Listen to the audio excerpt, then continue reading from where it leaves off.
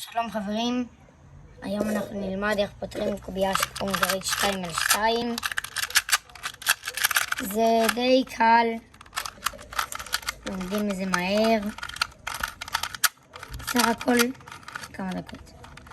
אוקיי, שלב ראשון לפתירה של 2x2, די כמו קובייה הונגרית 3x3, להתאים את הלבנים, לא רק לשים לבנים, אלא להתאים אותם לפי הצבע, כתום לכתום. הכנסתי והעליתי. אותו דבר כמו ירוק וזה. אחרי שעשיתי את כל הצבע עם השתי שורות, שפתור נכון, נשאר לי הצהוב. ומי שלא יודע, צריך קודם כל ללמוד פתירה קובייה הונגרית 3x3, ואז שיבוא לפתור את זה, שיהיה לו יותר קל.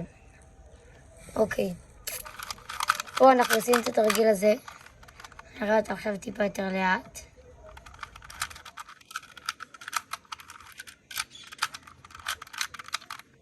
התרגיל בעצם שעושה לנו פה כמה פעמים אנחנו עושים את זה עד שיוצא לנו מצב כזה.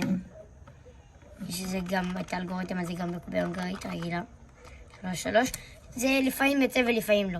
במידה שזה יוצא אנחנו עושים ככה.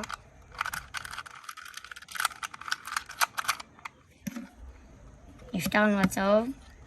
עכשיו יש לנו את התרגיל הזה כמו בקובייה הונגרית. מי שלא יודע קוראים לו דודים מוזרים. והנה עכשיו שיש לנו צבע פתור, זה המטרה שלנו. עכשיו אותו תרגיל 1, 2. אבל במקום דודים לעלות ולהוריד עוד אחד. וככה בעצם אנחנו פותחים קובייה 2x2. טוב חברים, תנו לייק, תירשמו לערוץ, זה עוזר לנו מאוד. להתראות.